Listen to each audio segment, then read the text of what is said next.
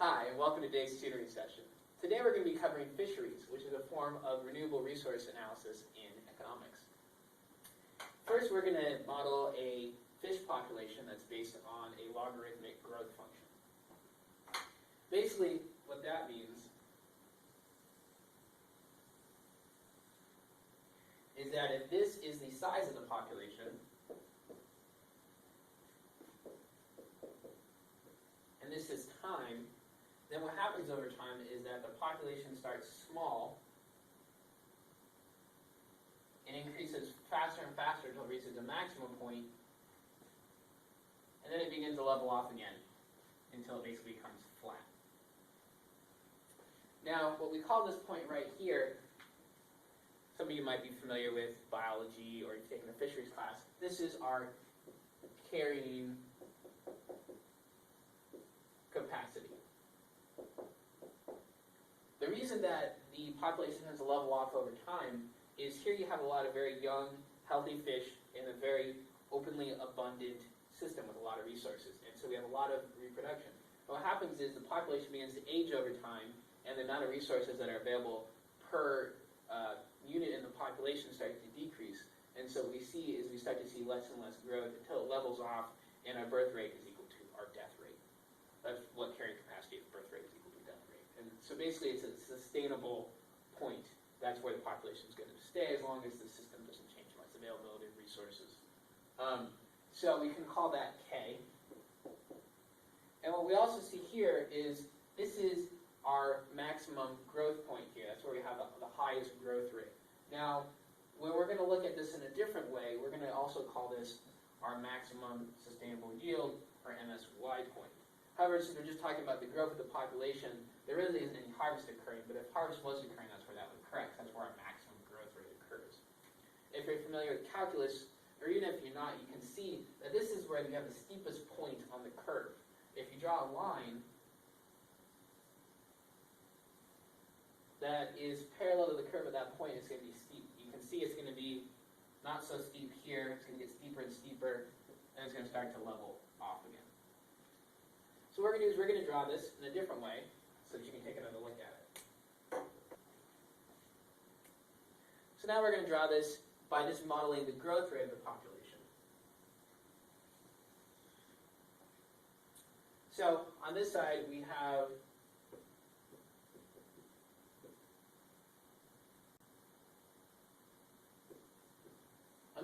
population growth, and on this side we have the size of the stock, or the actual size of the population.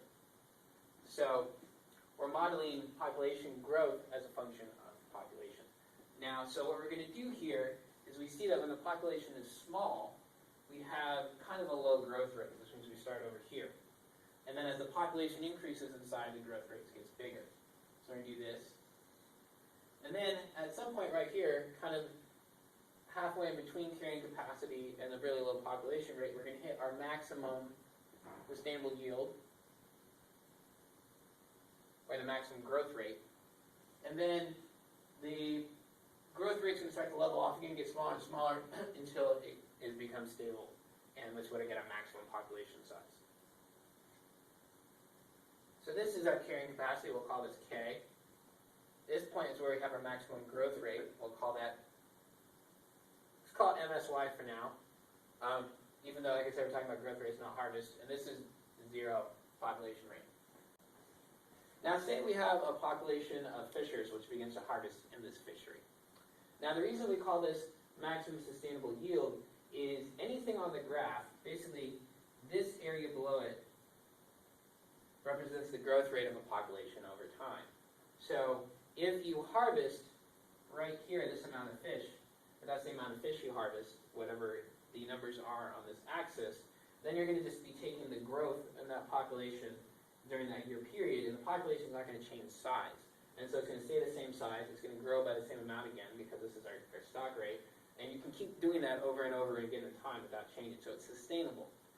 If you harvest more than that period, what you'll see is the stock's going to actually decrease a little bit because you're going to be harvesting more than the growth for that time period. So your stock's going to get a little bit smaller, and you're going to end up here. And if you continue to harvest that same amount, the time your stock's going to get smaller and smaller and smaller and smaller.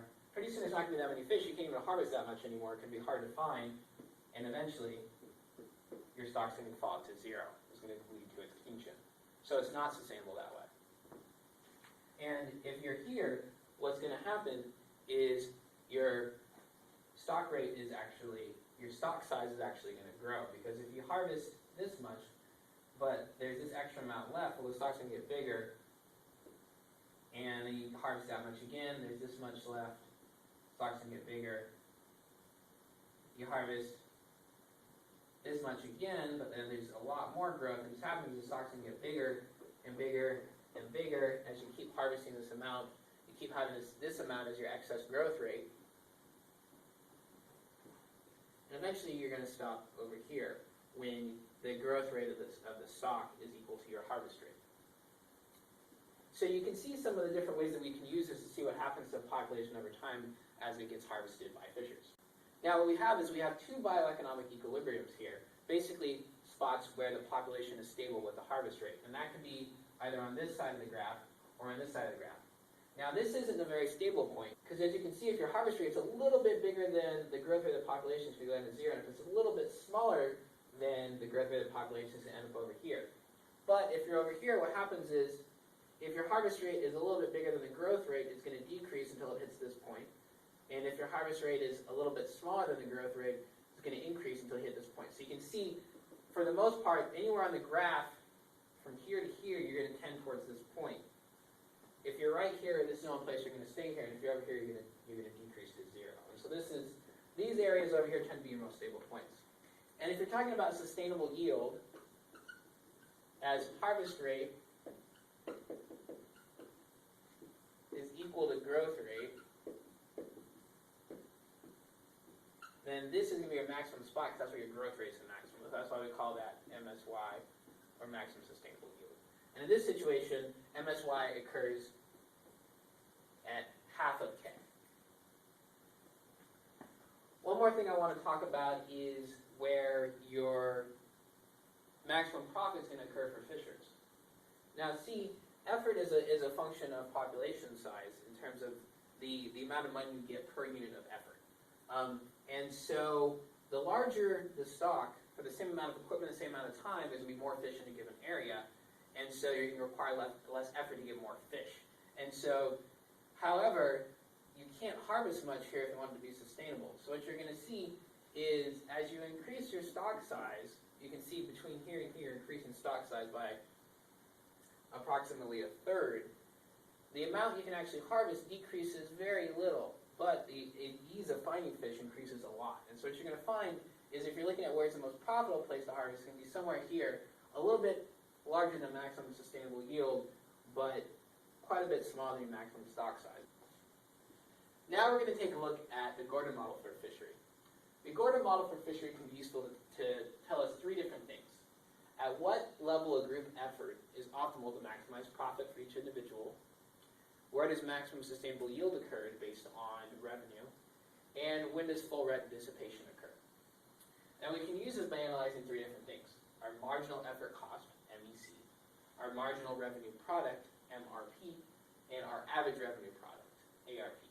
You see our marginal effort cost in purple, our marginal revenue product in pink, and our average revenue product in orange. Now group optimal effort is based on maximizing profit for the group by working together to minimize collective effort while at the same time trying to bring in the most revenue you can. So basically, profit is the difference between your revenue and your cost. And so while trying to keep revenues as high as you can while keeping costs as low as possible is going to maximize your profit. Now this can be done best in a collusion scenario when the fisheries all work together and basically create a monopoly situation. Now if you're familiar with the monopoly situation, you may know that monopolists tend to set marginal revenue equal to marginal cost, because that's where they maximize profits. Well, the same thing happens in the Gordon fishery model. We set our marginal revenue product equal to our marginal effort cost to maximize our profits. So if we want to find out what level of effort maximizes profits, or what a group optimal effort is, then we just find our marginal revenue product. The pink line crosses the marginal effort cost, or purple line. And we see that, in this case, that occurs in an effort of 10. You may also notice, if you're familiar with the monopoly situation, that our average revenue product has twice the slope of our marginal revenue product, which is similar to a monopoly situation where your demand has twice the slope of your marginal revenue. Now, for maximum sustainable yield, in this case, we're talking about maximum or highest level of revenue. And so if we want to see where our revenue is the highest, we want to see where it stops increasing at, because that's going to be our maximum. If you can imagine your revenue slowly increasing, and then eventually it's going to start decreasing again. You can think of it like a parabolic curve, where your revenue is increasing until it's a maximum, and then, like I said, it'll start decreasing again. And so at this point, you may notice that the slope of our curve changes direction. Our slope here is positive, and our slope here is negative. If you draw lines, see that's about the same line as that. It's got a positive slope, and here it's about negative. Well, you'll notice in the middle, between those two, our slope is 0. Well, so basically what we're looking for is when our marginal revenue is equal to 0. Because that's where our change in revenue goes from a positive change in revenue, or increasing, to a negative change in revenue, or decreasing. And so we can see in this situation, our marginal revenue product equals 0 at an effort level at 17. So that's where our maximum sustainable, or highest revenue, total revenue situation occurs. Now the last thing we're looking at in this case is where does full rent dissipation occur, which you can also think of it as what is the open access situation. If there's no collusion, if there's no regulation, where is the end result that we end up at? And basically that's going to happen, it's kind of like the competitive market situation. We end up having our marginal costs equal to our marginal benefit.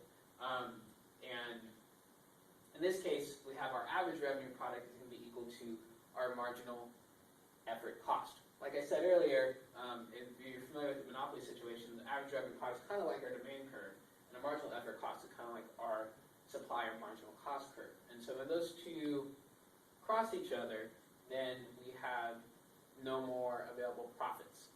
If anybody continues, they're going to be losing the profit, because your marginal cost is going to be higher than your average revenue.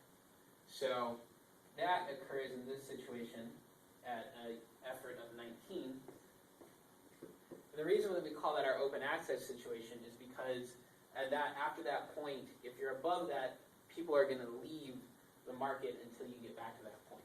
However, if there's available profits to be had, then people are going to join the market or increase their effort until they get to that point. So that's where our open access situation, without the monopoly or collusion, tends to put you at. However, we can see that this situation yields you a higher maximum sustainable yield, and this one yields the optimal profit for each fisherman. And so these ones are preferable for either the fishery or the fishers involved. And that's why the Gordon model is useful to analyze these two